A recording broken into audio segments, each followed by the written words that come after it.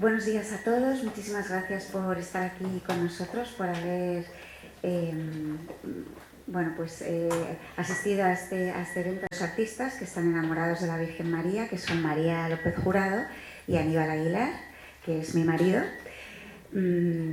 Este proyecto nace, por supuesto, de la Virgen María, porque nace en Medjugorje gracias a una peregrinación que hicimos las dos familias.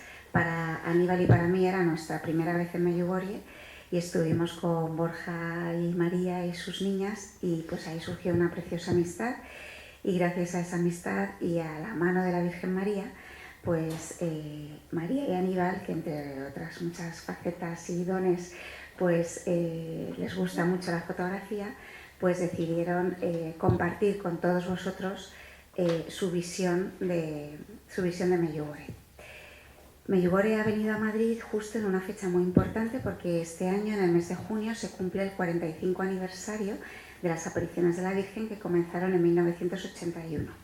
Y además, al abrigo del pronunciamiento, la misión del pronunciamiento del Dicasterio para la Doctrina de la Fe de septiembre de 2024, en el que la Santa Sede, sin pronunciarse sobre las apariciones porque no es el momento, sí que reconoció expresamente los abundantes frutos espirituales de Medjugorje: conversiones, sanaciones y, lo más importante, una vuelta a los sacramentos y el reencuentro con Jesucristo, que es, como ahora os contarán María y Aníbal, el final del recorrido de la exposición, porque aunque Medjugorje es mariano y es tierra de María, ella siempre nos va a presentar a su hijo, que es el objetivo. Bueno, muchísimas gracias a todos por estar aquí hoy.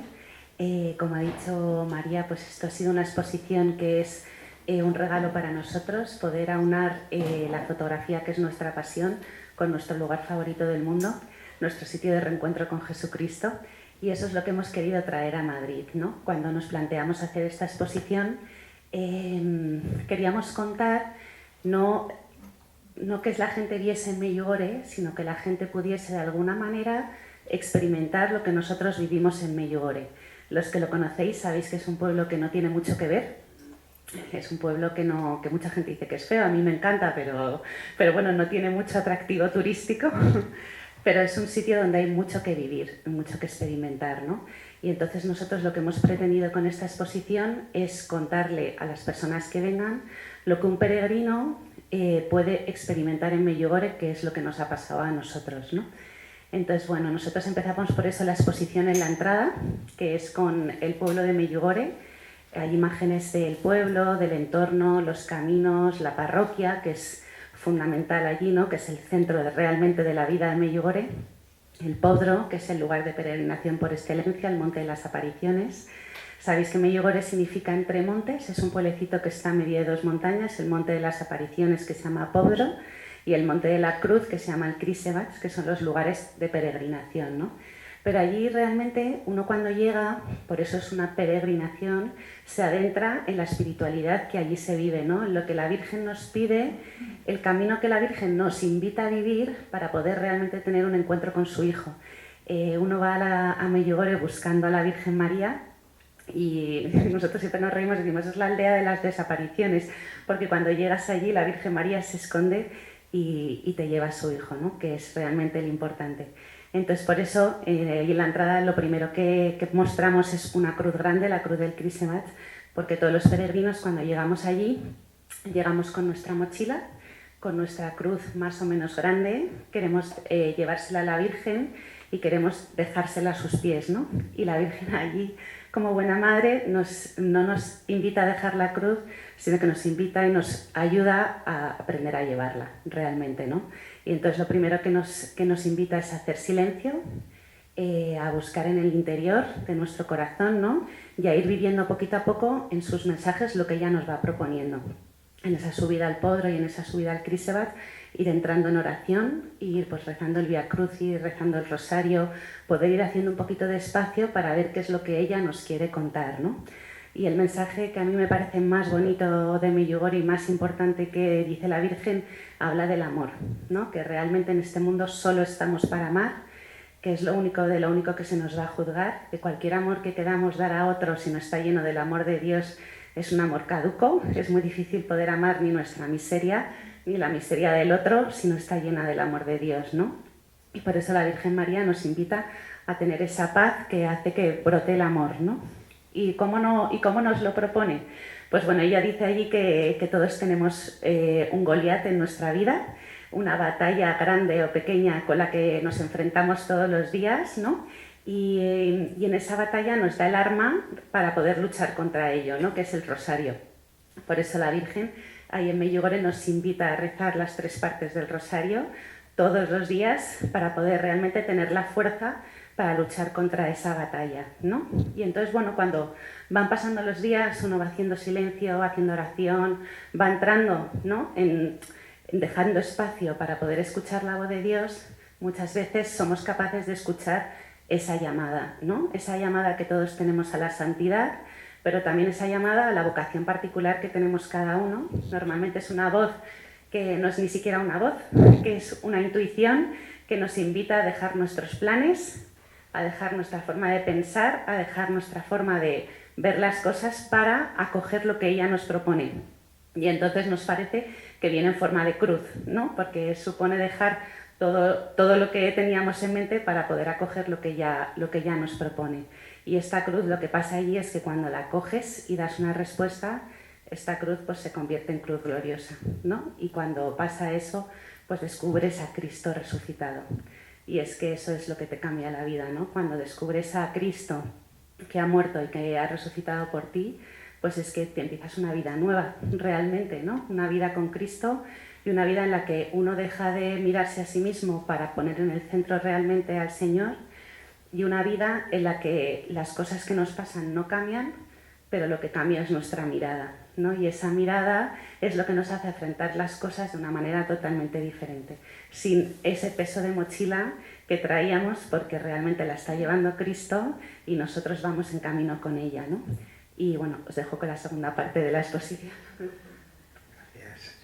Pues bueno, la segunda parte es la que comienza en esa pared de allí, que es, bueno, como ha dicho María, es, la Virgen te lleva a Cristo, ¿no? Y esta parte es ya el encuentro con Cristo, ya sea en la confesión o en la Eucaristía, ¿no? Y bueno, es mi parte favorita porque, bueno, esta exposición es fruto de mi conversión en Medjugorje. Entonces, bueno, pues como dice el título de la exposición, Medjugorje, piedras bajo mis pies, el cielo sobre mi cabeza, pues allí no hay nada, ¿no? Solo hay piedras bajo los pies, pero sin embargo es un lugar de encuentro con la Virgen y por supuesto con Jesús. Y es lo que me ocurrió a mí allí. Entonces, bueno, este es el fruto, ¿no? Y bueno, allí en Medjugorje yo lo que quise mostrar, lo que he querido mostrar en esta exposición es la experiencia de un peregrino, de los peregrinos en general en Medjugorje. Y a mí yo me he centrado más en las personas que en los lugares, en sus vivencias, porque me interesan más, ¿no? Y bueno, el reto en Medjugorje principal que yo tuve fue fotografiar algo que aparentemente no es visible a los ojos, que es la fe y la atmósfera de oración, ¿no? Y además con la dificultad añadida de hacerlo sin molestar, ¿no? Sin interrumpir pues un momento tan íntimo de oración y guardando pues una cierta distancia y siendo discreto, ¿no? Y bueno, pues este es el resultado, es lo que veis en las paredes. Es eso, ¿no? Pero bueno, no es el único fruto de mi conversión en Medjugorje. Yo antes de convertirme, pues yo hacía arte contemporáneo, principalmente hacía pintura y escultura y participaba en ferias de arte contemporáneo internacionales y bueno, sentía que había algo que no me llenaba y que no me estaba conduciendo a Dios.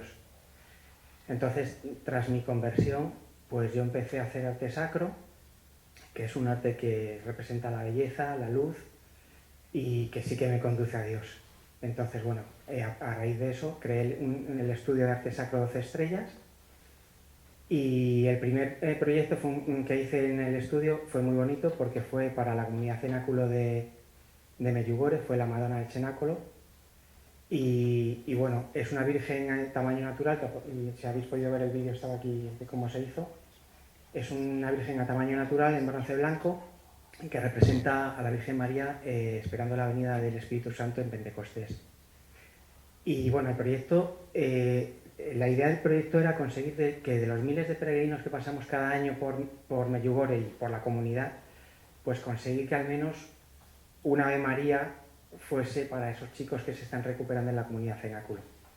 Que, bueno, muchas veces pasamos por allí y nos olvidamos de que muchos lo están pasando mal y que es un camino muy largo de las tinieblas a la luz, ¿no? Y bueno, tenemos muchísimo cariño, lo hemos bautizado a este proyecto Tan Solo una Ave María, porque creemos que tan solo una Ave María es suficiente para empezar a cambiar los corazones.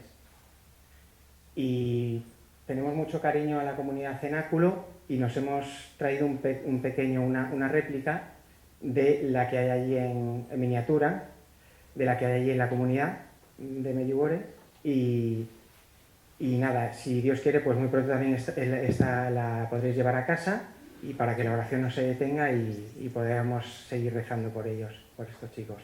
Y nada, no os entretengo, que os cuento, sino aquí y os voy a presentar al Padre Agustín, que os va a hablar de los 10 secretos, que va a ser súper interesante.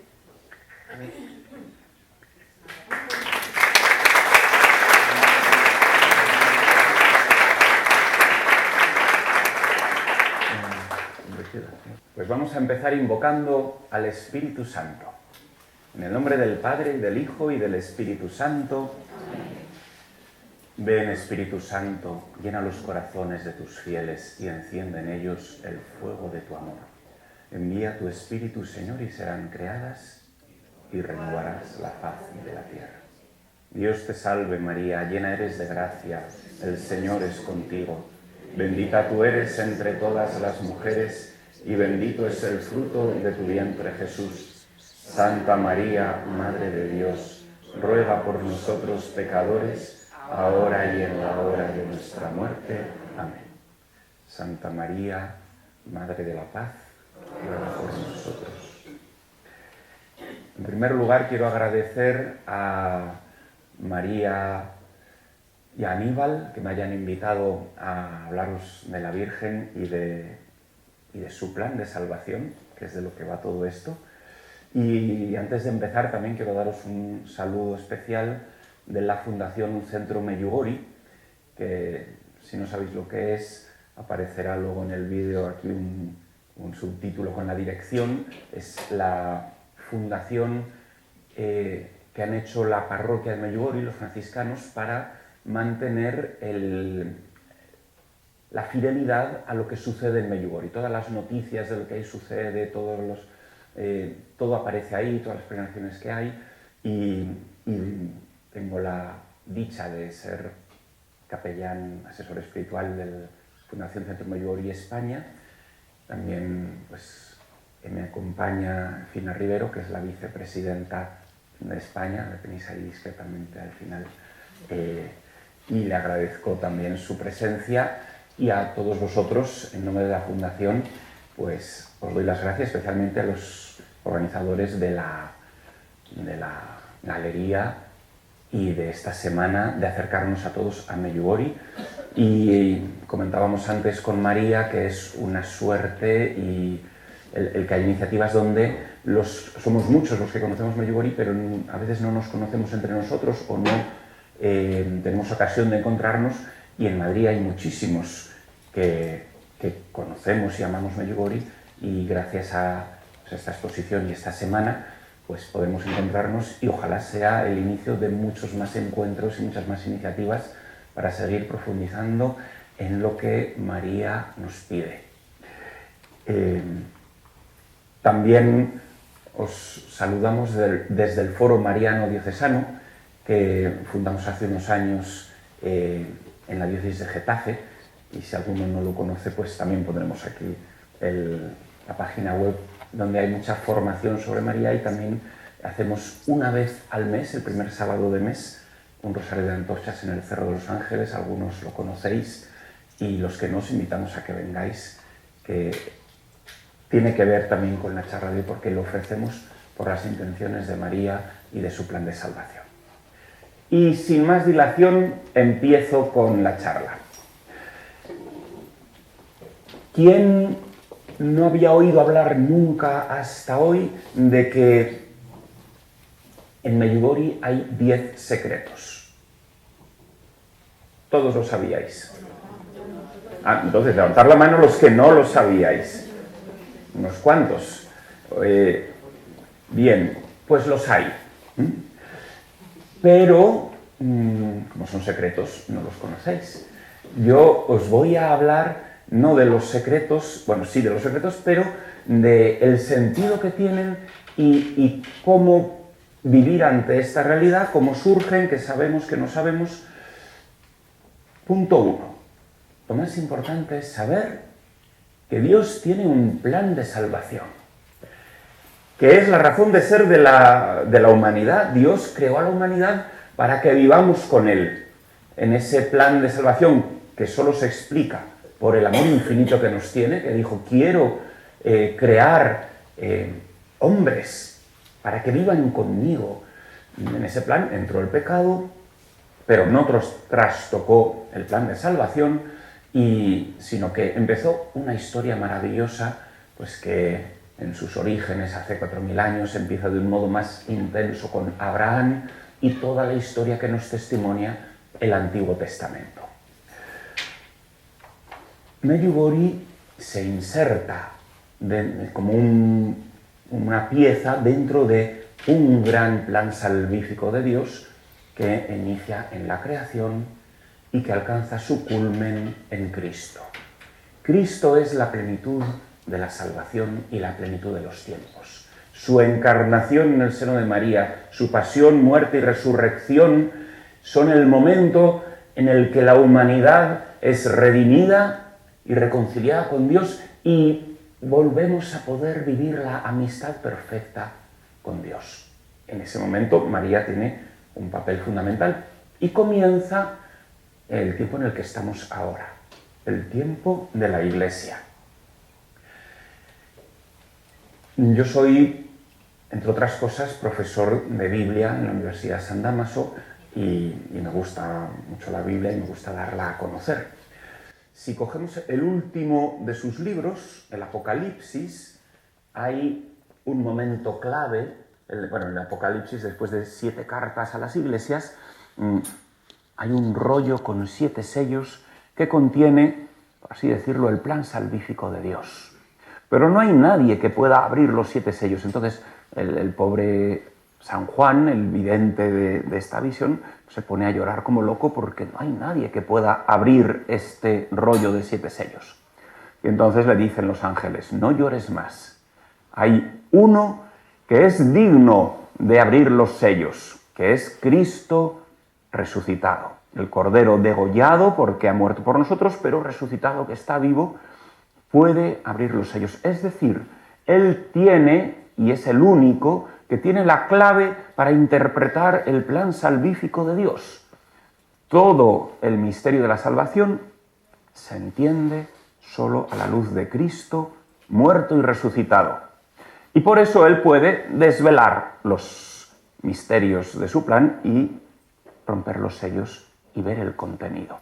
Entonces, todo lo que es, desde ese momento, el plan de salvación de Dios se va desvelando según se van abriendo los sellos y van pasando cosas.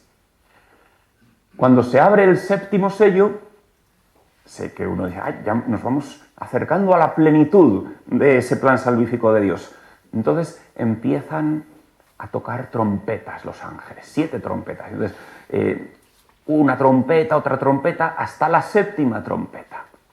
Bueno, al final del capítulo 11 encontramos ya la plenitud de la plenitud, porque es cuando se toca la 7ª trompeta, una vez que se ha abierto el séptimo sello. Entonces el lector está expectante. ¿Qué va a pasar ahora? La plenitud. Y aparece, dice antes de esto, aparece el arca de la alianza en el cielo, que ya nos remite a la Virgen María, porque ella es la verdadera arca que lleva en su seno a nuestro Señor Jesucristo y nos lo trae al mundo. Y justo después, ya dándonos esa pista del arca, dice, un gran signo en el cielo, una mujer vestida de sol rodeada de 12 estrellas, por lo tanto, gloriosa, coronada de 12 estrellas de todas las tribus, el 12 son los 12 meses del año, las 12 tribus de Israel, la plenitud del pueblo de Dios, ella es la reina y está gloriosa, vestida de sol y la luna a sus pies. Y curiosamente está con dolores de parto. Parece incompatible, ¿verdad? Que haya dolores de parto y que haya gloria y vestida de sol. La clave para entender esta escena es saber lo que ya os he indicado, que está San Juan viendo cómo se ve desde el cielo la plenitud de la plenitud de los tiempos, la séptima trompeta del séptimo sello. Y todos vosotros, cristianos de pro, bautizados y con cierta catequesis a vuestras espaldas, sabéis cuál es la plenitud de la plenitud, que además lo he dicho al principio. El misterio pascual, la pasión, muerte y resurrección de Cristo. Ahí es donde se nos revela el amor infinito de Dios, donde somos redimidos, donde somos salvados, donde es vencido el pecado y Satanás. Esa es la plenitud de la historia de la salvación. Cuando Cristo muere en la cruz. Y eso es lo que se nos muestra en esta visión. Esa mujer, vista desde la tierra, es María al pie de la cruz, que está sufriendo con su hijo, que está muriendo con él, está ofreciendo a su hijo a Dios Padre, precisamente para nuestra redención. Está con dolores de parto, pero gloriosa. Y diréis, ¿cómo está gloriosa al pie de la cruz? Pues porque para San Juan, en el Evangelio y en las cartas y en el Apocalipsis, todo ello es lo que se llama los escritos de San Juan, la gloria es la cruz. Jesús continuamente está diciendo, cuando el Hijo del Hombre sea glorificado, cuando sea glorificado, atraeré a todos hacia mí. Está hablando de su crucifixión. Cuando Cristo está en su mayor gloria, para San Juan es en la cruz. María también está para San Juan gloriosa al pie de la cruz y con dolores de parto, porque es lo que está haciendo al pie de la cruz, sufrir como cualquier madre, mucho más que cualquier madre, ante su hijo. Con dolores de parto, porque ¿qué va a dar a luz? Al Redentor. Dio a luz en Belén a Cristo, pero Cristo se convierte en Redentor al pie de la cruz. O sea, en crucificado, muriendo.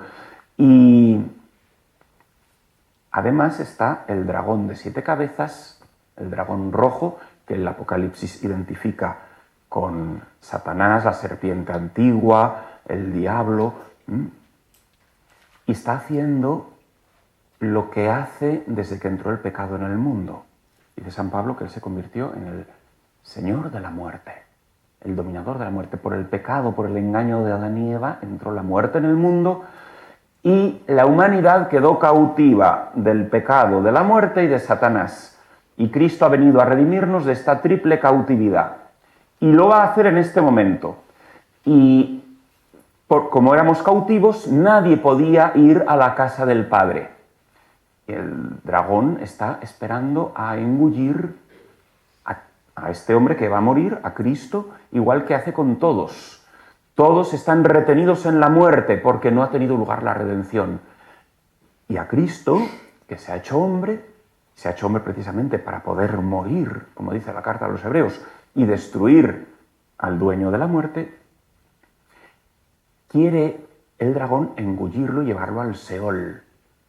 Pero no puede, dice la visión, que primero sale con el bastón de mando de la tribu de Judá, el signo indudable de que es el Mesías, y va al cielo porque resucita, y resucita glorioso. Y el dragón no puede retenerlo en el poder de la muerte y es despojado de su poder. Por eso el resto de la escena es las consecuencias de la redención, que pueden echar del cielo al acusador de nuestros hermanos, al que nos acusaba ante nuestro Dios día y noche, a Satanás y sus ángeles, echados por el arcángel San Miguel a la tierra. No tienen ya lugar para ellos en el cielo, ni pueden impedir que lleguen los salvados por Cristo. Entonces es cuando todos en el cielo empiezan a cantar: ahora se ha manifestado la gloria de nuestro Dios y de su salvación, y pueden entrar en el cielo todos los redimidos, desde Adán y Eva hasta el buen ladrón que acaba de morir con Cristo. Y dicen, y pueden vencer en virtud del testimonio que dieron y de la sangre del Cordero, que es el precio de nuestra redención.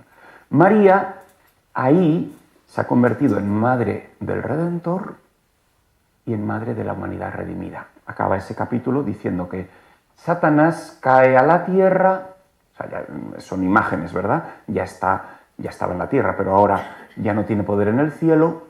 Jesús había dicho en la última cena: no lloréis porque voy a prepararos sitio en la casa de mi Padre. Y es lo que ha hecho. La casa del Padre no estaba habitada por humanos. Las almas de los humanos estaban en el Seol.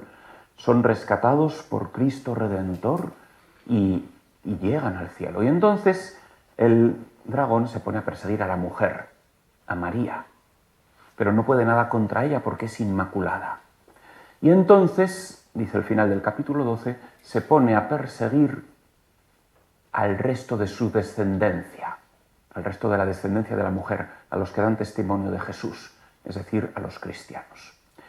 En esa etapa estamos ahora, desde Apocalipsis 12 hasta el final, estamos en la época de la Iglesia. En esta historia de 20 siglos que ya llevamos han pasado muchas cosas. Hay un primer momento inicial de expansión de la Iglesia, luego un momento global de conversión en el siglo IV, la Iglesia empieza a tener libertad social,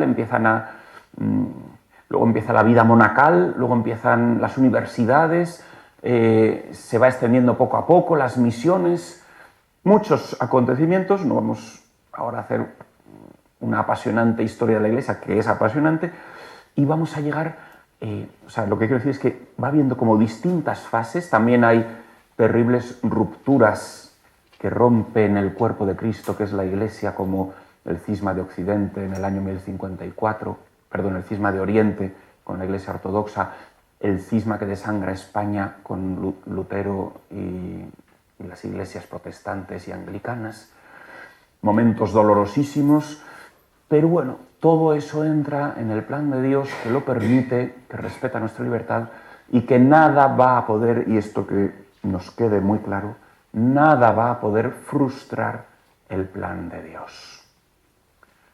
Por mucho que pequemos, no lo podremos frustrar, gracias a Dios. Pero hay un momento especial, a través de también las revelaciones privadas, Dios va haciendo que se caiga en la cuenta de puntos importantes.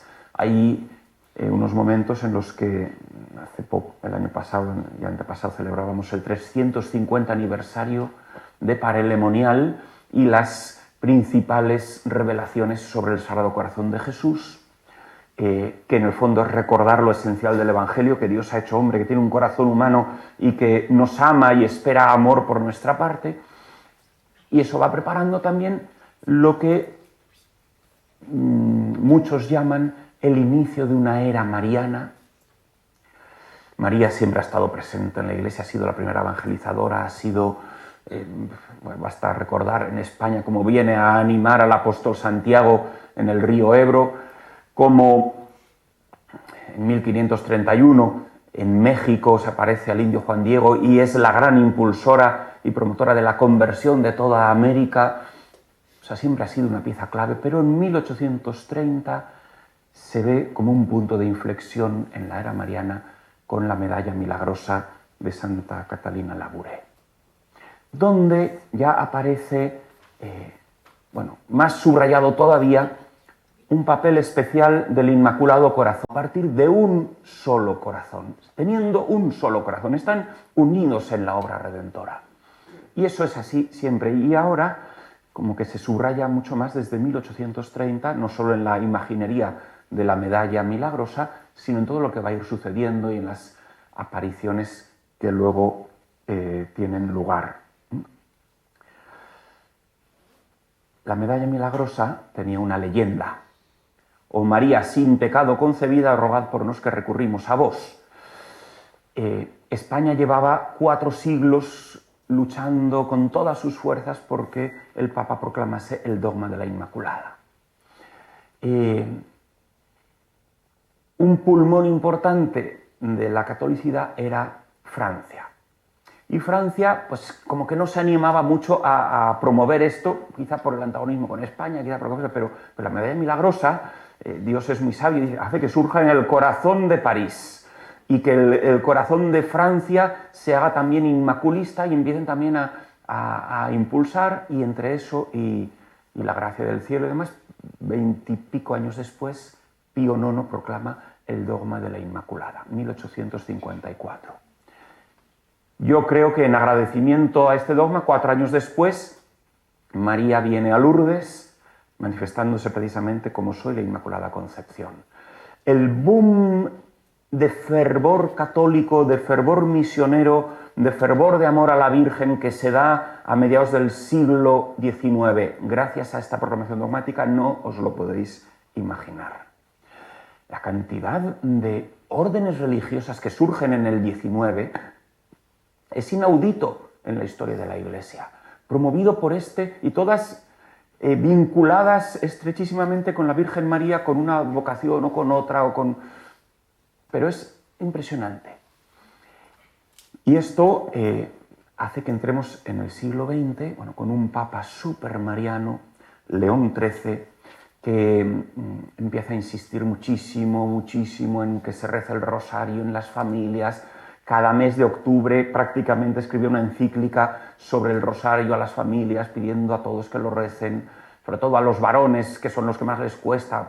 Padres de familia, rezad el rosario en vuestras... No me pongáis excusas de que vengáis cansados del trabajo, de lo que sea, ¿no? Necesitáis rezar el rosario. Bueno, y empiezan desde 1900 los primeros congresos mariológicos internacionales, un boom, y llega 1917, una fecha importantísima, las apariciones de Fátima, donde el plan no es que haya un milagro del sol para que la gente diga, ¡ay, qué bien, los niños no mienten! No. El milagro del sol de Fátima es para confirmar que María ha venido a hacer un plan que le confía a Sor Lucía. Y las apariciones del 1917 es para confirmar este plan, es en el que tenéis que entrar todos. Le dice a Sor Lucía, yo he venido, el Padre me ha enviado para instaurar la devoción al Inmaculado Corazón de María. A través de él, Dios quiere traer la salvación al mundo. Esto está esencialmente relacionado con Medjugorje, porque la Virgen, a los supuestos videntes, les dice, he venido a completar, a llevar a plenitud, a llevar a culmen lo que inicié en Fátima. Esta es una clave fundamental para interpretar lo que sucede en Medjugorje. Y por eso es tan importante conocer lo que sucede en Fátima. En Fátima, antes de las apariciones de la Virgen, el ángel prepara a los niños, el ángel de la paz, como en Medjugorje, reina de la paz. Les enseña unas oraciones donde están centradas en el culto eucarístico, que es Jesús realmente con su cuerpo, alma, sangre y divinidad, que debemos adorarlo, y el final de la oración segunda del ángel es: por los méritos infinitos del Sagrado Corazón de Jesús y del Inmaculado Corazón de María, os suplico la conversión de los pobres pecadores. Ahí vemos que el cielo, a través del ángel, une en unos únicos méritos los que proceden del corazón de Jesús y del corazón de María, porque ellos están unidos en la redención. Y Sor Lucía, cuando se mueren sus primitos, tiene la misión de esperar a que el Señor le diga cómo instaurar esta devoción del Inmaculado Corazón de María, y cuando se hace monjita en Pontevedra, en 1925, pues se le presenta en su celda y le empieza a manifestar. Hay que rezar los 5 primeros sábados de mes, el rosario por mis intenciones, y luego les va diciendo que tiene que anunciar al Papa, desvelarle los 3 secretos que he ido teniendo, el secreto del infierno, de cosas que van a suceder aparentemente trágicas, ¿no? Porque se ve al final, pues, al Papa, si ves muchos cristianos que suben un monte de la cruz y acaban ahí dando la vida como su Señor, que es lo mismo que nos dice el catecismo que sucederá, si la Iglesia no camina hacia un triunfo histórico. Eso es antievangélico, dice, si el Señor ha sido perseguido, nosotros hemos perseguido, si el Señor ha vencido muriendo, la Iglesia vencerá muriendo. Y dice el catecismo que la Iglesia no camina a convertir a todos los pueblos. No lo hizo Jesús con los suyos, lo vamos a hacer nosotros con nuestra humanidad. No, dice, ella camina para unirse a su esposo en su pasión, muerte y resurrección. Y entonces el esposo vendrá a resucitarla. Ese es el camino de la Iglesia. Y eso pues coincide mucho con lo que aparece en la visión de la tercera parte del secreto de Fátima. Pero lo que nos interesa es que dice, bueno, porque dice el Papa tiene que hacer esto, lo otro, tienen que pasar varias cosas, pero dice, al final mi Inmaculado Corazón triunfará. Esa es la meta, el triunfo de su Inmaculado Corazón, y a lo que apunta también Medjugorje, sí ha venido a completar lo que inició en Fátima. Bien, hasta aquí la primera parte que quería deciros. Medjugorje pertenece, como cualquiera de vuestras vidas, lo que pasa es que Medjugorje es un poco más amplio, pertenece al plan salvífico de Dios. Tú perteneces al plan salvífico de Dios. Dios cuenta con tu sí, con el de los tuyos y con todo lo que está sucediendo en Medjugorje. Sabéis que en Medjugorje hay multitud de mensajes, llamemos públicos, que además tienen el Nil Obstat del Vaticano y que están publicados desde prácticamente 1984, y son los mensajes que todos conocemos, que se sintetizan por los más repetidos, son las 5 piedritas del que nos hablan, que la Virgen nunca habla de las 5 piedritas como tal, sino que habla de muchas cosas, y luego el padre Slavko resumió diciendo, bueno, pues fundamentalmente son 5 cosas las que insiste la Virgen. Bueno, convertirnos de corazón, dejar de vivir una vida, aunque seamos bautizados y vayamos a misa, no, tienes que vivir para Dios, tienes que convertirte del todo, tienes que dejar de una vida mundana para vivir una vida de hijos de Dios celestial, conversión.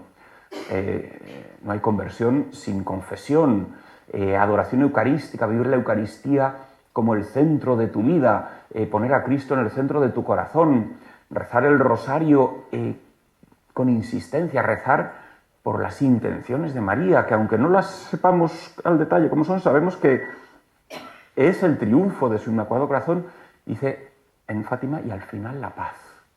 Pero bueno, de eso hablaré luego. El mensaje pues del perdón, del ayuno, de cosas que nos cuestan, pero que es para ayudarla a que su plan de salvación llegue a plenitud. Nosotros también tenemos que renovar nuestra filiación a María. María siempre nos llama hijitos míos, hijos amados. Tenemos que creernos que es nuestra madre pero no solo aquí en la cabeza, sino en el corazón, creer que si es nuestra madre, ¿qué vamos a temer?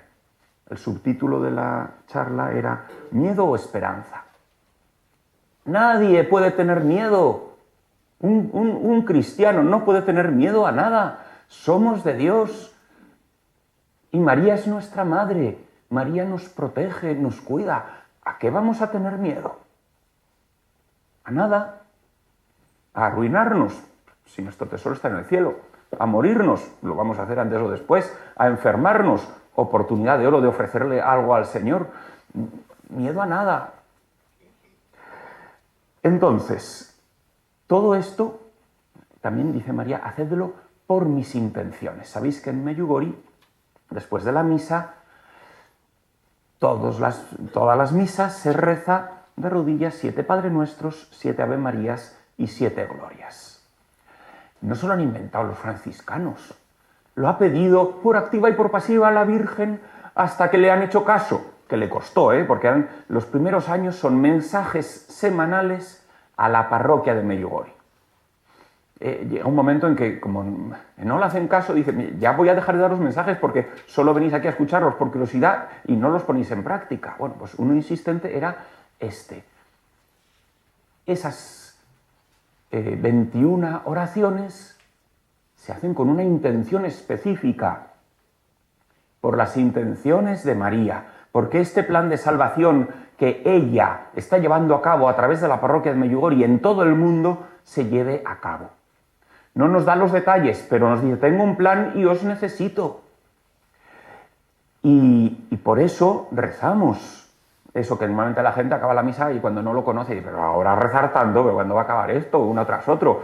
Pues hay que decir, no, mira, son 7 de cada por las intenciones de María, porque nos ha suplicado que lo hagamos por su plan, por sus intenciones. En muchísimos mensajes insiste en que Satanás, el dragón de 7 cabezas que se dedica a perseguir, está rabioso intentando destruir ese plan que ella está llevando a cabo por voluntad de Dios. Insiste mucho en que es muy poderoso. No es Dios, es un ángel caído.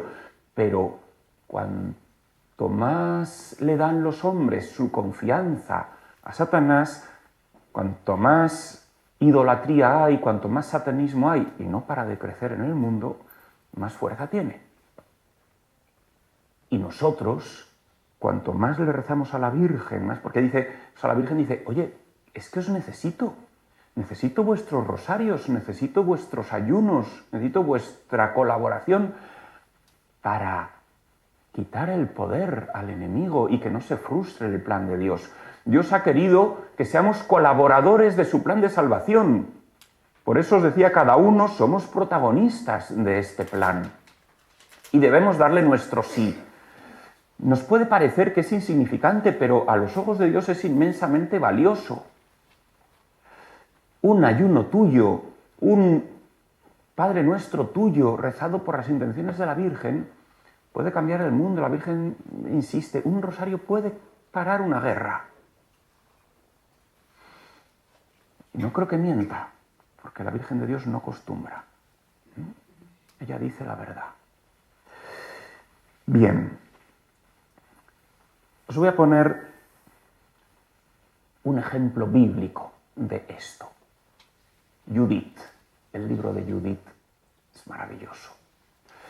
Y es un libro que proyecta una escena imposible, pero proyecta precisamente el final. En los profetas, sobre todo en el libro de Daniel, se indica que el final es la victoria definitiva de Dios sobre el mal, y la resurrección de los muertos, y la gloria y el reino de Dios sobre la tierra, y la transformación del universo en un cielo nuevo y una tierra nueva, lo que todos anhelamos. Pero justo antes de esa salvación futura tendrán lugar los momentos más duros de la historia de la humanidad. El catecismo llama el último desencadenamiento de las fuerzas del mal. Bueno, pues Judith se imagina esa escena final, o sea, Dios le inspira al geógrafo, al autor del libro, una escena en la que aparece el pueblo de Dios rodeado por todos los ejércitos de la tierra, de todos los enemigos que ha tenido en todas las épocas de la historia el pueblo santo de Dios, con Holofernes a la cabeza, que es el malo malísimo, el general del ejército enemigo, y hay un pueblito, el pueblo de Judith, Betulia, que es el que impide el acceso a la aniquilación del pueblo de Dios, de Israel.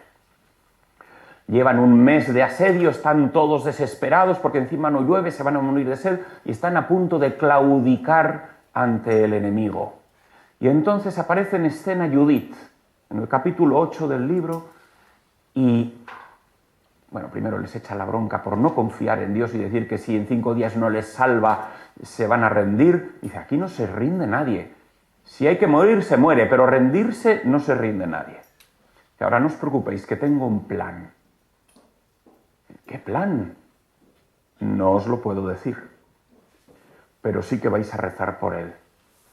Vais a poner a todos los del pueblo de Betulia, vais a mandar cartas a Jerusalén y a todos los pueblos para que todos ayunen, hagan penitencia y recen para que este plan salga adelante. Y entonces se va, se quita sus vestidos de viuda, se echa ceniza encima, empieza a hacer penitencia, oración, ayuno, un día entero, y cuando ya lo ha hecho, se pone sus mejores galas y sale de Betulia con su sierva, que la acompaña, todos alucinados. ¿Pero dónde vas? ¿Dónde vas? Tranquilos, vosotros solo rezad. Su plan no os lo voy a desvelar ahora porque si no más me alargaría demasiado y quiero llegar a los 10 secretos. Es una situación parecida a la actual. La Virgen nos dice, tengo un plan. ¿Y cuál es? Bueno, que al final triunfe mi corazón. Pero os digo lo importante, necesito vuestra ayuda. Que recéis, que ayunéis, lo mismo. Y lo mismo pasa con el libro de Esther, que es como un paralelo del libro de Judith. También está el pueblo a punto de ser exterminado y Esther va a salir para intentar salvarlo y pide a todos los judíos de Persia, del planeta entero, que ayunen, que recen, que hagan penitencia para que Dios sea propicio y su plan salga adelante. Son libros que prefiguran lo que nosotros vivimos en el presente. Y la Virgen nos indica, tengo un plan, cuento con vosotros, y la respuesta es siempre la misma.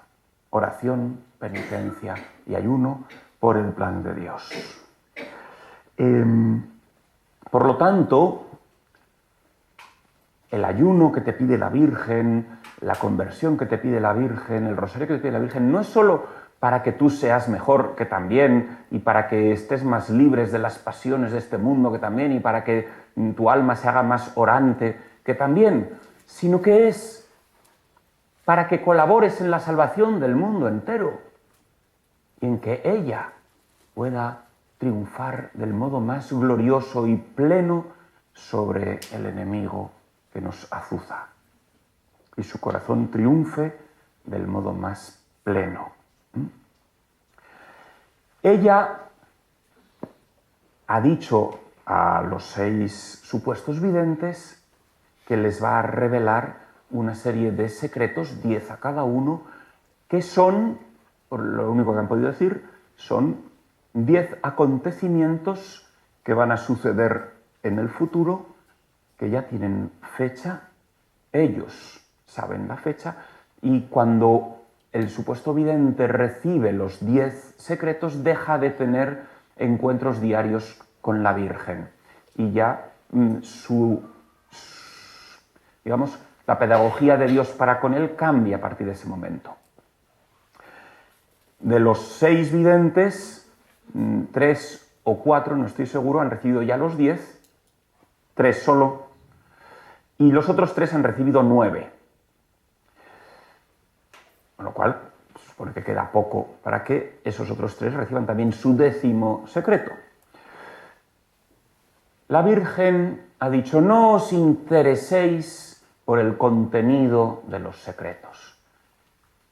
Lo que os interesa saber son los mensajes públicos en los que nos dice que ayunemos, que recemos, etc. Eso es lo que necesitamos saber. Pero sí ha querido que sepamos que tiene un plan y que hay 10 secretos. Eso sí que ha querido, porque si no, le habría dicho a los supuestos videntes, oye, os doy 10 secretos, pero que nadie se entere. No, podéis decir que hay 10 secretos, pero no habléis del contenido. Eso es para que tengamos la conciencia de que tiene un plan, y un plan concreto, que se concreta en unos acontecimientos precisos. Y no quiere que nos quedemos en la curiosidad de qué dirán, no nos sirve de nada saber el contenido de esos secretos. Lo que nos conviene es saber qué espera de nosotros y que ese plan pues se realizará, que ya aparece también en la Biblia. O sea, que Dios tiene un plan. En el Apocalipsis aparecen también muchas cosas, bueno, en las cartas de San Pablo y en el mismo Cristo. Es un plan que culmina en la salvación y que cuenta con nosotros.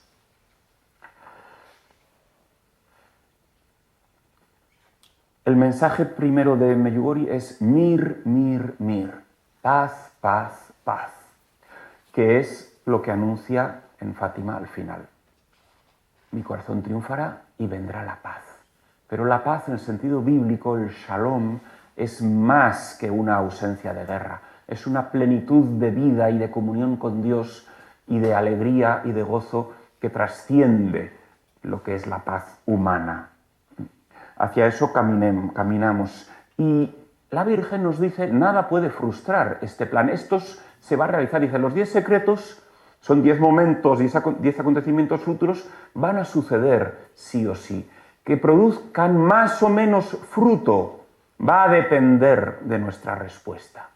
Pero van a suceder. Y lo que os decía antes, nada podrá frustrar el plan de Dios.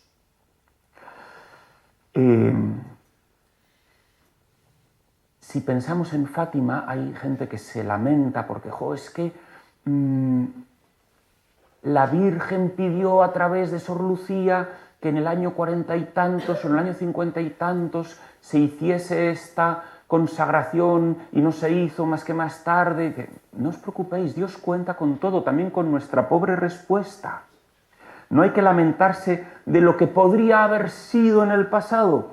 Si leéis la Escritura, veréis que continuamente el plan de Dios está lleno de estos acontecimientos, de que Dios envía a un profeta a anunciar algo para evitar una catástrofe. Oye, nunca triunfan, nunca.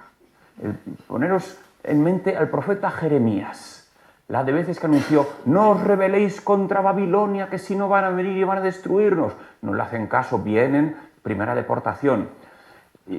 No, pero no os volváis a rebelar, que entonces va a venir y entonces va a destruir el templo. Ni caso. Vuelve Nabucodonosor, destruye el templo de Jerusalén. Parece que ya no hay esperanza posible. No, Dios cuenta con todo eso. A Isaías, cuando le envía, Isaías es el modelo de profeta porque es el único que en vez de esconderse se presenta. Que tú ves a Moisés, nada, a Egipto no, ni hablar, yo no voy, manda a otro. A Jeremías todo el día quejándose de, ¿pero por qué me llamaste?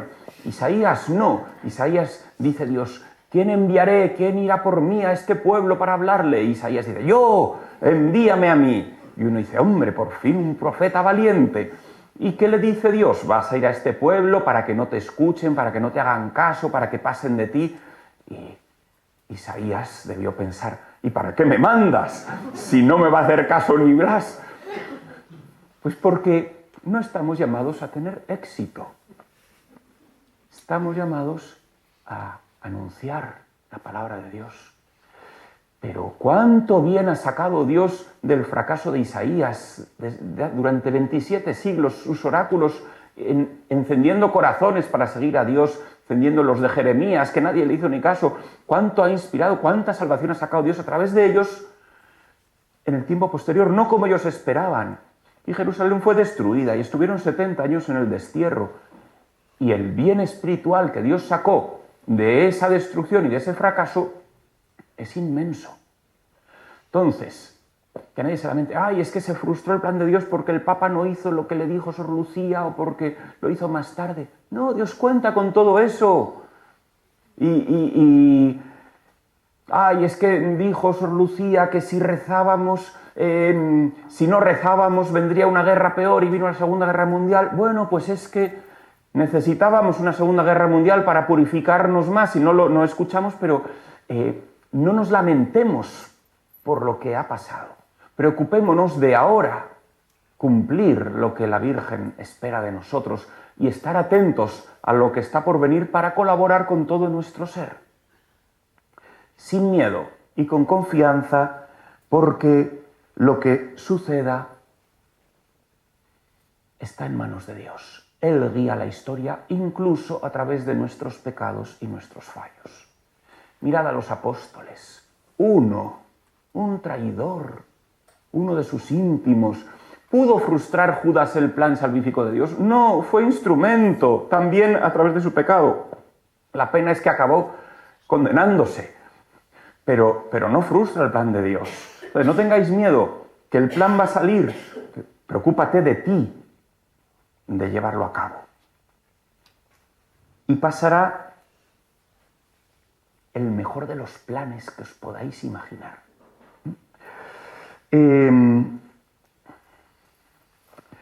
Sobre los 10 secretos, no sabemos si son los mismos los de cada uno de los videntes o no, porque no hablan entre ellos de estos secretos. Sabemos que son 10 y sabemos que Mirjana, la primera que tuvo los 10 secretos después de 1 año y medio de apariciones, tiene la misión de revelarlos cuando la Virgen le diga. En concreto, 3 días antes de que suceda. Ella, aquí he extraído algunas frases suyas, porque ella tiene esta misión. Es, digamos, el estandarte de los secretos. No sabemos los otros 5 qué misión concreta tendrán con sus secretos. Puede ser los mismos o no, pero sabemos que la misión pública es de Mirjana. La Virgen le ha dicho: he venido a convertir y reconciliar al mundo. Esa es la misión fundamental, que el mundo vuelva a Dios y se reconcilie con su Creador. También dice: he venido a vosotros, le dice la Virgen a Mirjana, como una madre que ante todo ama a sus hijos. Hijos míos, quiero enseñaros a amar. Nos lo decía antes María, no la Virgen, sino nuestra fotógrafa. El mensaje del amor. Para amar, o sea, amar cuesta, y el que ama llora, y el que ama sufre, y a veces amar, pues no nos dan ganas, nos cansamos de amar, pero la Virgen ha venido a enseñarnos y a fortalecernos en el amor. Dice Mirjana: nos dimos cuenta, cuando empiezan las apariciones, empiezan a recibir los mensajes y los secretos, nos dimos cuenta de que había venido para cambiar el mundo entero, que no era solo decir unas cositas a los habitantes de Medjugorje, no, cambiar el mundo entero. Nos reveló que el plan de Dios se realizaría al final a través de una serie de acontecimientos futuros. Empezó a relatar estos acontecimientos con las instrucciones de mantenerlos en secreto.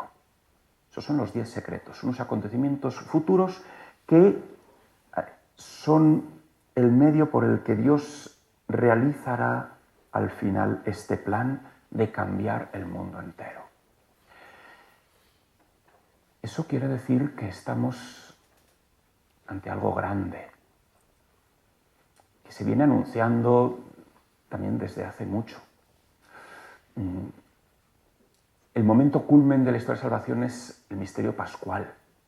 Los judíos esperaban un Mesías desde hacía mucho, y había una tensión de espera en el siglo I del judaísmo muy grande, diciendo: tiene que venir el Señor. No sabemos, algunos esperaban 2 Mesías, uno sacerdotal, otro de la casa de David, otros esperaban un Mesías apocalíptico, otros esperaban un Mesías profético.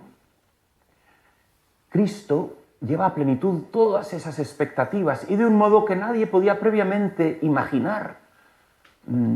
Y destruye la muerte y vence a Satanás de un modo que nadie podía imaginar, y cambia la realidad del universo. Impresionante de Dios que cambie la realidad de un modo más profundo del que podemos imaginar. Por eso no son solo mensajitos piadosos que están muy bien, porque lo están, porque está muy bien rezar rosario, desde siglos la Iglesia lo hace, pero somos responsables de preparar al mundo y prepararnos a nosotros mismos para lo que está por venir.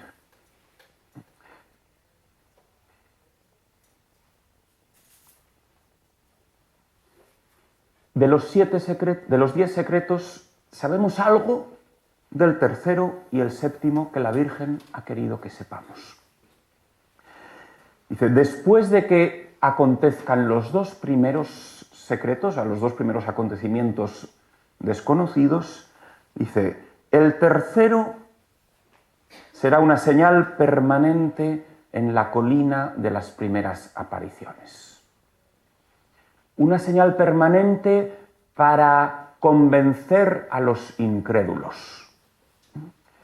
Dice Mirjana que a raíz de este milagro, porque será un milagro permanente, será difícil dudar de Dios y de las apariciones cuando tenga lugar este tercer acontecimiento. También ha transmitido Mirjana que estos 10 acontecimientos son para el mundo entero y se pueden transmitir por palabras y por escenas, es decir, ellos los han recibido bien con unas palabras que los describen o como unas escenas de lo que sucederá. Y también ha dicho algo sobre el séptimo. El séptimo acontecimiento dice, es el único que no necesariamente sucederá como se ha transmitido. Todos los demás sucederán como lo ha recibido Mirjana. El séptimo puede no suceder necesariamente así. Dice Mirjana que el séptimo le inquietó mucho y preguntó a la Virgen, ¿no se puede disminuir ese acontecimiento? A lo cual la Virgen no dijo ni sí ni no, solo dijo reza. O sea que recemos.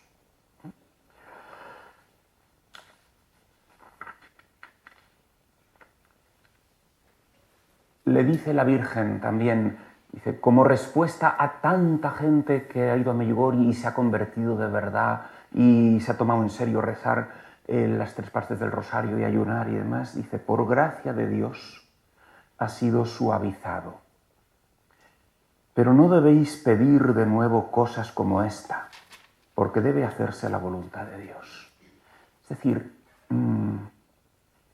la voluntad de Dios es siempre salvífica. Tenemos metido en la cabeza a veces lo que se llama el castigo de Dios. Como tenemos la experiencia humana de lo que es un castigo, entendemos muy mal lo que se entiende por castigo de Dios. Dios solo salva. Incluso lo que nosotros llamaríamos castigo es plenamente salvífico. Dios solo quiere salvar. Os decía antes, por ejemplo, en la historia de Israel, la destrucción del templo de Salomón en el año 586 y el destierro de todo el pueblo a Babilonia. Fue un momento doloroso, por supuesto, pero pocos acontecimientos han sido más salvíficos y purificadores para el pueblo de Dios que ese. La muerte de Cristo en la cruz. ¿Puede haber algo más terrible y horripilante que eso? No lo hay. Que los hombres decidamos matar al Hijo de Dios. No hay nada humanamente imaginable peor que eso. Pero se tenía que cumplir. Y mira, los apóstoles, hasta R que R, la última cena, diciendo eso no te puede pasar, eso no es imposible, no. ¿Y qué le dice Jesús a Pedro? Apártate de mí, Satanás. Cuando dice, se tiene que cumplir la palabra del Padre. El cáliz que me ha dado mi Padre no lo voy a beber. Porque no entendían que es necesaria la cruz y la muerte de Cristo para vencer al mal. No había otro camino. Estaba en las Escrituras, es decir, pertenece al plan de Dios en un mundo en el que ha entrado el pecado, en el que la muerte está en poder de Satanás. No hay otro camino para que venga la salvación. Del mismo modo, en este mundo, que es como es, que hay el pecado que hay, y no es poco, que en este mundo, en esta situación, no hay otro camino de salvación que el que Dios tiene trazado.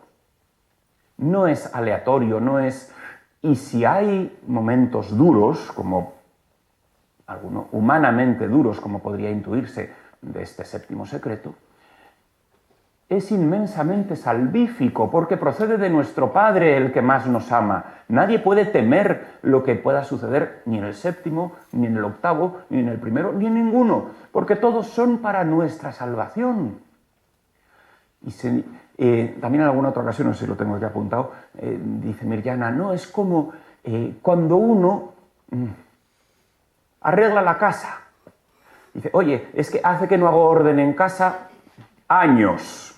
La de pelusas que hay en ese armario, la de telarañas que hay en el...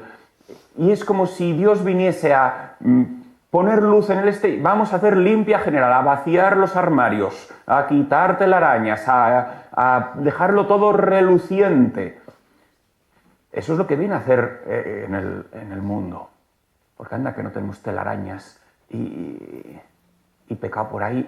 Y limpiarlo y purificarlo, pues puede ser humanamente asustadizo, pero es fantástico. Fantástico, porque es de Dios, es su plan. Nosotros tenemos que pedir que la gente se convierta y reaccione adecuadamente a todo lo que suceda. Lo más triste en el Apocalipsis es cuando pasan cosas que describe así como terribles. Lo terrible es que los hombres, dice, en vez de convertirse y volver a Dios, maldecían a Dios. Eso es lo terrible. Entonces nosotros tenemos que preparar al mundo para que bendiga a Dios. ¿Qué es bendecir a Dios? Decir, Dios es bueno, esto es por nuestro bien, todo lo que suceda es por nuestro bien. Por eso, nada de miedo. ¿Qué se espera de nosotros? Lo que pidió Judith a su pueblo. Y recordar que incluso lo humanamente temible es para la conversión de todos. Ese es el objetivo, que seamos capaces de interpretar todo lo que suceda como para nuestra conversión.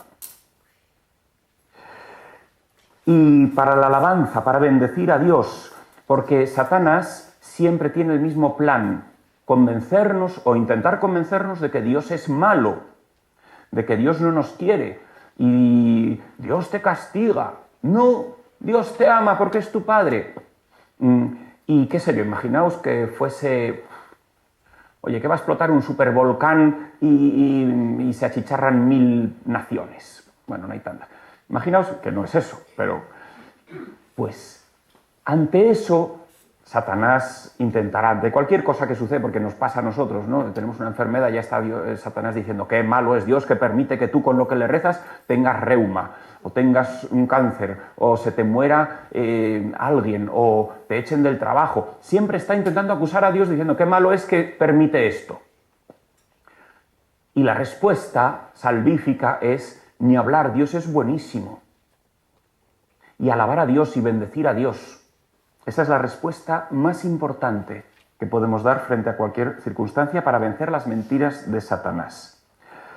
Algunos cristianos, a raíz de, bueno, pues no de Medjugorje, pero de un futuro incierto y de temer de si va a venir una especie de fin de los tiempos o catástrofes o cosas, dicen, no, pues lo que hay que hacer es buscarse un refugio en un sitio alto y escondido, pues hay un supermaremoto y todo se inunda. Lo que hay que hacer es comprar un montón de latas de sardinas y guardarlas en la despensa por si hay una hambruna. Lo que hay que hacer es... No, eso es un engaño porque está basado en la desconfianza en Dios y en pensar que... O sea, si eso fuese importante, estaría en los mensajes de la Virgen. Dice alguna vez en los mensajes, a ver si luego leéis los mensajitos que hay por ahí puestos, alguno dice... comprad latas de sardinas. No. Los cristianos rezamos el Padre Nuestro con fe y decimos, danos hoy el pan de cada día. El camino del desierto tenía que confiar que el maná se lo iba a dar cada día. Un cristiano confía en su Padre y que me alimentará o no. Y si muero de inanición dando gloria a Dios. Pero no voy a moverme con criterios humanos frente a nada.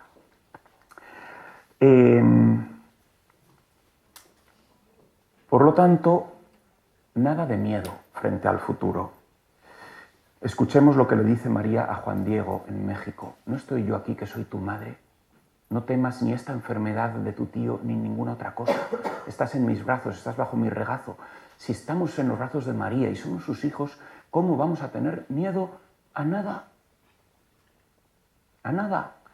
Nos cogen los malos y nos meten en cárceles horribles durante 6 siglos. Pues 6 siglos dando gloria a Dios en las cárceles de los malos.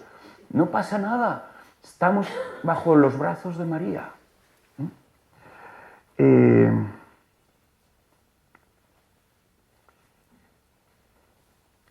Y al final de los 10 secretos, suponemos que lo que tocará es mi inmaculado corazón triunfará. Llevará a plenitud lo que anunció en Fátima. Le dijo a Mirjana, la Virgen, te he confiado todo lo que es esencial. También te he mostrado muchas cosas terribles, humanamente hablando. Ahora debes cargar con ellas con valor. Para Mirjana debe ser duro, ¿no? No poder compartir con nadie eso que ha recibido. Y tiene que cargar con ello, es parte de su cruz, cargar con ello, pero ella también siempre dice, no hay que tener miedo. Dice, preocuparse por los secretos, dice Mirjana, no cambia nada. La gente debería preocuparse únicamente en cambiar su vida. Entonces, estemos preparados ya, o sea, no para cuando llegue el 10º, no, ya, hoy. Nos podemos morir mañana por cualquier cosa. Es vivir la santidad hoy y ofreciéndonos por el Señor, sabiendo que nunca vamos a estar a la altura. Ni Pedro, ni Tomás, ni los apóstoles estuvieron a la altura, menos San Juan y la Virgen. Pero cuando llegó el momento decisivo y mira que se lo había anunciado y demás, se van, se escapan. ¿Impidió eso que luego se llevase a cabo el plan de Dios? No. Y se arrepintieron y se convirtieron en los súper santazos que son. Pues lo mismo ahora, ¿no? Entonces, bueno, estemos preparados sobre todo para preparar al mundo. Sabéis que Mirjana le dijo a la Virgen que escogiese un sacerdote para comunicar estos secretos en el momento adecuado. Dice, cada acontecimiento tiene una fecha fijada, 10 días antes de que suceda, ella con el sacerdote elegido hará 7 días de ayuno y de oración, y 3 días antes de que suceda, lo anunciará. El sacerdote será el encargado de anunciarlo al mundo. Así cada uno de los 10 secretos, 3 días antes. También ha dicho que el 18 de marzo es un día especial, pero no sabemos por qué. Y que le ha dado estos 10 secretos en un pergamino que procede del cielo. Y que cuando ella lo lee, lee los 10 secretos, pero si algún otro lo lee, lee otra cosa. Es, bueno, una cosa misteriosa, pero lo interesante es que está escrito el plan de Dios en la Escritura y dice, el Señor tiene que cumplirse el plan de Dios. Ha venido para salvarnos y ese es su único objetivo, el triunfo sobre el mal. Dice Mirjana, Dios está pensando en cambiar el mundo, no vino a anunciarnos nuestra destrucción. Eso es una patraña, nadie puede pensar en algo así y por eso el concepto de castigo no responde a lo que es el plan de Dios. Todo lo que hace es para salvar.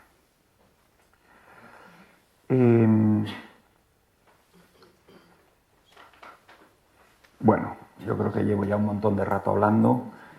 Tengo aquí más cositas, pero son muy secundarias. Esto es lo fundamental. No sé si queréis preguntar, comentar o decir. Bueno,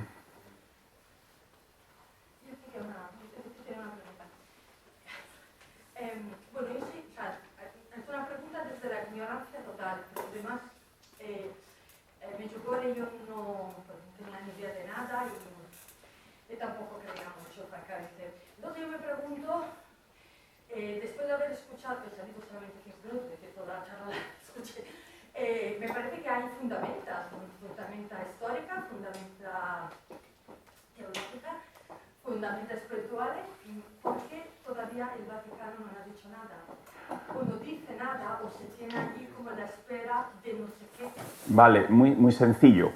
Sí, el Vaticano ha dicho todo lo que puede decir, y lo que ha dicho es que, bueno, ha sacado hace poco tiempo unas normativas nuevas con respecto a los fenómenos sobrenaturales, diciendo que es posible clasificarlos en distintos grados de acogida eclesial, y Medjugorje dio una conferencia al cardenal Fernández hace un año y pico y dijo: a Medjugorje se le otorga el más alto reconocimiento eclesial que se le puede dar, según la normativa actual, a cualquier fenómeno supuestamente sobrenatural. Esa es la postura de la Iglesia del Vaticano. Tal es así que el Papa Francisco, para potenciar Medjugorje, lo ha potenciado muchísimo, desgajó la parroquia Medjugorje de la diócesis de Móstar a la que pertenecía para que dependiese directamente del Vaticano. Y mandó a Monseñor Hauser, año 2018 o por ahí, para ser el delegado papal en Medjugorje, para fomentar los frutos, para apoyar en todas las necesidades que pueda haber, para darlo a conocer, para invitar, para quitar los prejuicios que hay en tantos sitios para que la gente no vaya a Medjugorje. Y Monseñor Hauser, Fina y yo nos reunimos con él varias veces, decía: tengo un interés grandísimo en que vengan los cardenales y los obispos, y él, sobre todo al Festival de la Juventud, que se celebra todos los años, del 1 al 7 de agosto, pues invitó al cardenal Omeya, invitó a un montón de cardenales del mundo para decir que vengan y se queden alucinados de lo que aquí sucede, que no es otra cosa que la vida cristiana en plenitud, con lo fundamental que son los sacramentos, la oración, la conversión. Entonces, luego el Monseñor Hauser se muere y manda al segundo, a Aldo Cavalli, otro monseñor, otro obispo, que tiene la función de representar al Papa en Medjugorje y de promover con los franciscanos pues toda la pastoral y todo lo que ahí sucede, ¿no? Entonces, simplemente, como han cambiado la legislación de la Iglesia y ahora dentro de la normativa no hay, digamos, un estatuto de decir reconocemos, o sea, manifestamos que esto es sobrenatural. Pero el efecto de lo que se le otorga ahora, que es el estatus de nil obstat, es el mismo que cuando antes se decía es sobrenatural. ¿Por qué? Porque cuando se decía es sobrenatural, dice no obligamos a nadie a que lo crea como las verdades del credo. Por lo tanto, tú puedes seguir siendo católico y no creer en Fátima ni en Lourdes, porque no se te obliga, y cada uno puede prestar fe a esos acontecimientos. Aquí dice lo mismo, los acontecimientos de Medjugorje, cada uno, o sea, un católico puede lícitamente prestar su asentimiento a esos acontecimientos. No puedes obligar a nadie a que crea en que aquí la Virgen se viene apareciendo. Tampoco puedes afirmar categóricamente aquí la Virgen se ha aparecido, pero puedes decir lícitamente yo soy cristiano y yo creo, por todo lo que he vivido, por todo lo que sé, que aquí se aparece la Virgen y soy plenamente católico. No estoy diciendo nada porque la Iglesia me ha dicho, si quieres, puedes perfectamente creerlo y manifestar tu fe y anunciar tu fe en que la Virgen aquí está actuando. Nosotros no tenemos ahora una normativa en la que podamos afirmarlo, pero lo afirmamos lo más alto que nos permite la normativa de la Iglesia.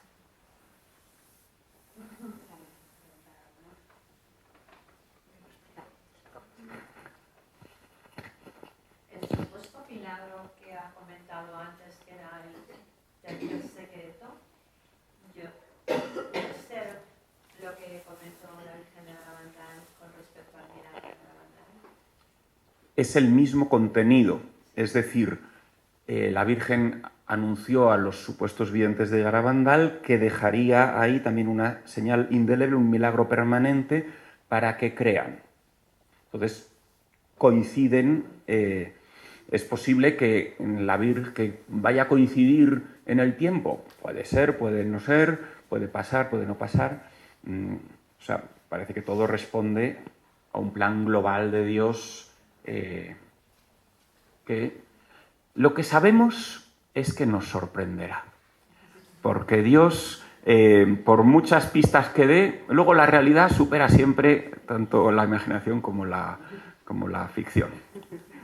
Por contar una anécdota, mi marido Borja, que no ha podido estar aquí hoy, él hizo con Jesús García la película de Medjugorje. Y entonces estuvimos con Mirjana cuando le hizo la entrevista y entonces luego ya fuera del le preguntamos, ay, los secretos y tal. Y entonces decía, pero es que los secretos, y dice, pero si es que te puedes morir mañana, ¿qué más te dan los secretos, no? Y es verdad que es lo que ha dicho el padre Agustín, que al final lo que tenemos que preocuparnos es por nuestra santidad de hoy, porque el mañana no lo sabemos, ¿no? Y los secretos, pues la Virgen en su plan y en su tiempo, pues seguro que nos lo irá revelando, pero lo importante nosotros hoy. Así que bueno, nada, si vamos a finalizar, un minutín nada más, dar las gracias al padre Agustín por su tiempo y por su charla tan interesante y que genera siempre tantas preguntas y tantas dudas, ¿no? Y nada, y daros las gracias a todos que estáis aquí. Esta exposición la hemos podido organizar, como ha contado antes Aníbal, entre 12 Estrellas y Asociación Lanza, que bueno, que al final lo único que pretendemos es poder mostrar el amor de Dios pues a través del arte, la cultura, en el caso también de Asociación Lanza a través del cine. Como os decía, mi marido hizo la película Medjugorje y como misión familiar pues tenemos la de llevar pues eso, ¿no? El amor de Dios a través de todas las artes y la belleza. Y entonces, bueno, hemos hecho la película Eugenia, que tenemos ahí el libro, que también tiene una película en YouTube. Y la última que acabamos de estrenar es Heridos, que se estrenó en cines en noviembre, sobre la herida del aborto, que si Dios quiere dentro de poquito pues se podrá ver en plataformas. Y bueno, o sea, la verdad que todos estos proyectos que surgen como misión, pues estamos encantados de poder recibir aquí en este espacio tan bonito, esta exposición tan bonita. Y nada, y simplemente deciros que todos estos proyectos y poder hacer muchos más se sustentan pues también con muchos donativos de la gente que nos ayuda, y por eso en esta exposición vendemos las fotos, vendemos también copias, vendemos papeletas, vendemos libros, ¿vale? Para que si queréis colaborar, pues nosotros encantados, pero sobre todo lo que queremos es que esta exposición no se quede solo en vosotros, que podáis traer aquí a muchas personas que a lo mejor no conocen el amor de Dios, no conocen Medjugorje. Es una forma de traerles aquí, de que puedan hablar y escuchar pues también la espiritualidad que allí se vive y poder transmitir pues este mensaje de la Virgen a todas las personas que a lo mejor no van a Medjugorje o no las convencéis para ir a Medjugorje, pero traerlas aquí es muy fácil.